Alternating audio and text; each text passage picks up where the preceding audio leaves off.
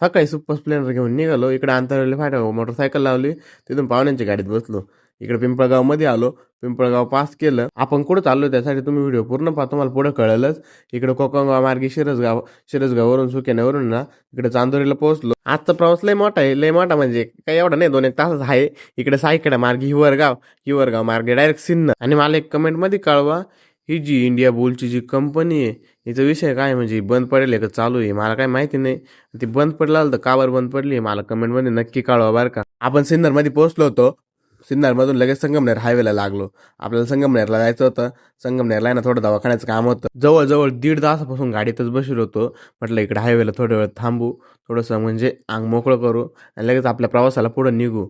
इकडं घाटातून पुढं आलो आणि म्हटलं आता आहे ना संगमनेर जवळच आलोय बरं का, काय विषय नाही. पोहोचलो म्हटलं आता संगमनेरमध्ये, कारण तिथले कॉलेज दिसायला लागले. ते संगमनेर खूप मोठं आहे. आपल्याला जायचं होतं ते अजून मस्त पुढे आहे. बस स्टँड समोरून टर्न घ्यायचा, आता दवाखान्यात जायचंय ना. हे संगमनेरचं बस स्टँड आला आपलं.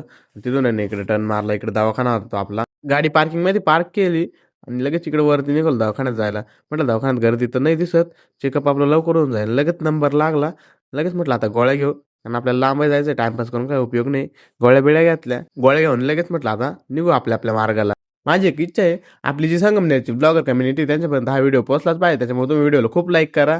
मी शेवटी एवढंच बोलल, 100 शहरी आणि 1 संगमनेरी. भेटू पुढच्या व्हिडिओमध्ये. तोपर्यंत राम कृष्ण हरी.